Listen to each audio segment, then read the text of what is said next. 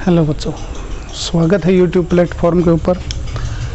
Biot-Savart's law की आखिरी application आप ही पढ़ा। हाँ भाई, कि हमने जो पिछला टॉपिक पढ़ा वो सेंटर के ऊपर था, जो लास्ट टॉपिक है अपना वो एक्सिस के ऊपर है, यानी कि मैग्नेटिक फील्ड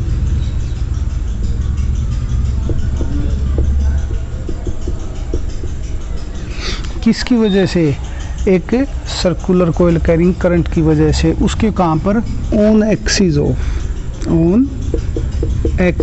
ऑफ सर्कुलर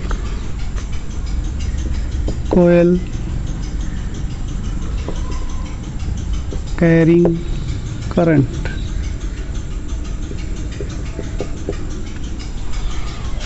ठीक है भाई, जो पहली यूनिट में आपने एक ऐसा ही टॉपिक पढ़ा था, सर्कुलर चार्ज्ड कोयल की एक्सिस के ऊपर इलेक्ट्रिक फील्ड, वैसा ही है ये टॉपिक पे। देखो किस तरह एक सर्कुलर कोयल ले ली,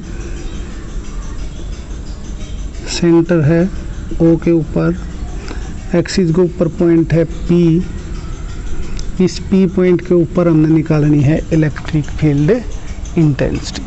ठीक है, यहाँ से हमने देखा कि भाई एक डीएल पॉइंट ले लिया ऊपर की तरफ, डीएल, यह सर्कुलर कोयल है जिसकी रेडियस है ए,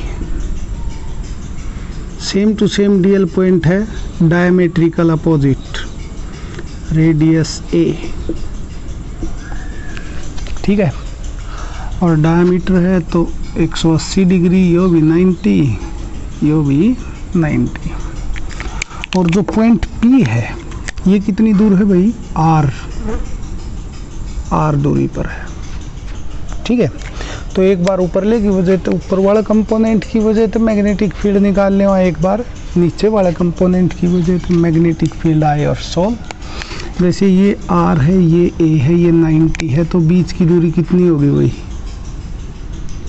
R² प्लस A² का रूट।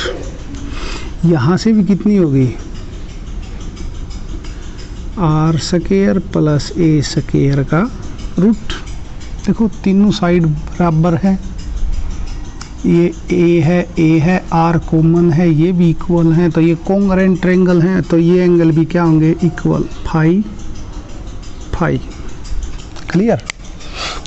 इसके बाद जैसे कि हमें पता है कि इसके अंदर करंट फ्लो हो रहा है, तो डायरेक्शन हमने कोई भी डायरेक्शन ले लो, क्लॉकवाइज या एंटी क्लॉकवाइज, कोई ज़्यादा फर्क नहीं पड़ेगा भाई। अब ये जैसे इसके ऊपर पहुंची तो हमने देखा कि राइट हैंड थंब रूल लगाएगा भाई, तो राइट हैंड थंब रूल लगाया तो मैग्नेटिक फील्ड इस तरह से नीचे की तरफ जाएगा। तो इसका जो मैग्नेटिक फील्ड होगा पहले का, वो मैग्नेटिक फील्ड थोड़ा नीचे की तरफ होगा, dB, और एंगल कितना बनाएगा भाई, जितना एंगल ये है, फाई।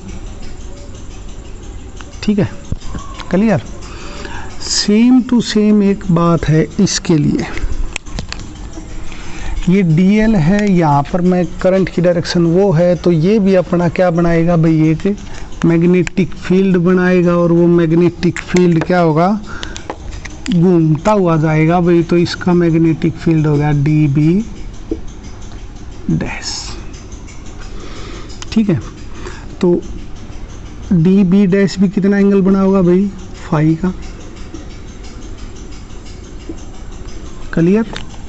अब आ जाओ भाई अपनी लाइन के ऊपर कि जो dB डैश है, इसने दो कंपोनेंट में तोड़ लो, फाई के साथ साथ dB डैश कोस फाई के perpendicular dB dash sine phi, इसके साथ आए एंगल के साथ साथ dB cos phi perpendicular dB dash sine phi.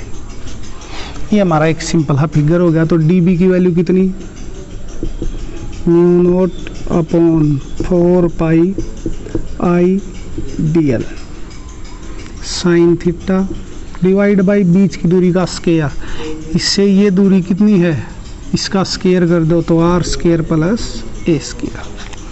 Sine theta, theta radius का और dl का, तो ये थीटा कितना है भाई हमारा, ये तो हमेशा 90 डिग्री होगी, क्योंकि जो रेडियस है वो सरकमफ्रेंस के ऊपर नॉर्मल होया करे।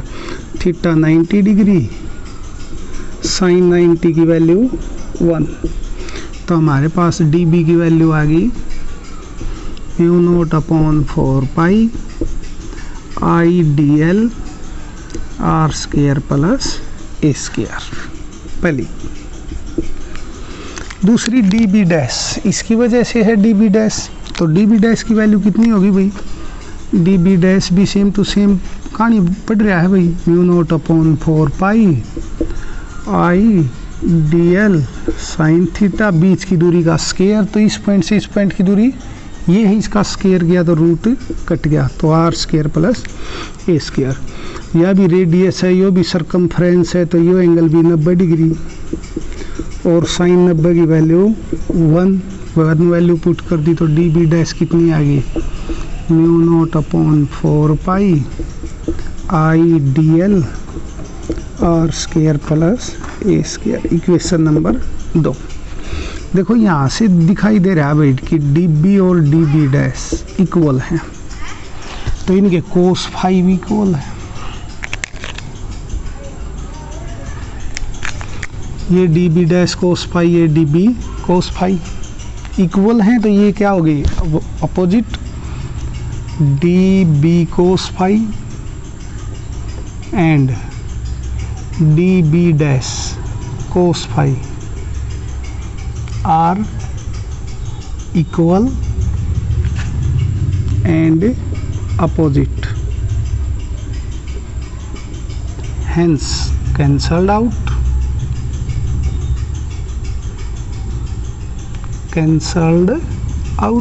और क्या हो गए, कैंसिल हो गए भाई, और कैंसिल हो गए तो बच कौन सा कंपोनेंट गया, डी बी साइन फाई, यानी कि जो हमारा रिजल्ट होगा वो कौन देगा भाई, डी बी साइन फाई देगा।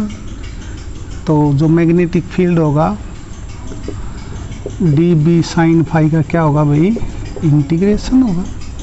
डी बी की वैल्यू पुट कर देते हैं भाई, डी बी की वैल्यू है mu naught upon 4 pi I D l divide by are square plus A square, और साइन फाई इसके साथ है, इंटीग्रेशन कर दिया। इंटीग्रेशन छोटी क्वांटिटी छोटी तो अपना दो डी एल है, तो बाकी सब ने बाहर निकाल दो, mu naught upon 4 pi I sine phi divide by are square plus A square, और डी एल का क्या कर दिया भाई, इंटीग्रेशन। डी एल का इंटीग्रेशन कितना होया करे भाई, mu naught upon 4 pi I sine phi R square plus A square, D L maximum 2 pi A का बराबर, तो 2 पाई, तो ये 2 पाई कट गया। तो अपना द्वारा मैग्नेटिक फील्ड की वैल्यू बच गई mu naught I a divide by 2 r square plus A square multiply sine phi है भाई, देखो साइन फाई, साइन होया कर है परपेंडिकुलर बाई हाइपोटेन्यूस, तो थीटा का शामी परपेंडिकुलर हाइपोटेन्यूस यो, तो साइन की जगह पे हमने रख दिया a by are square plus A square का रूट, एक पावर या आधी पावर या पावर हो गया अपनी डेढ़, और डेढ़ पावर ना हम किस तरह लिख सका, हाँ mu naught I a square divide by 2 r square plus A square power 3 by 2 डेढ़। यो अपना क्या हो गया मैग्नेटिक फील्ड।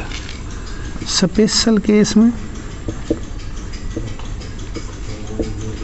स्पेशल केस मापी आर ने बहुत बड़ा ले इसका भाई ए से, तो ए को क्या कर दो नेगलेक्ट, जहाँ आर का प्लस और माइनस में है, तो अपने पास जो मैग्नेटिक फील्ड बचेगा बी, वो कितना बचेगा, mu naught I a square divide by 2 r cube, ठीक है, यानी कि बहुत दूर हो।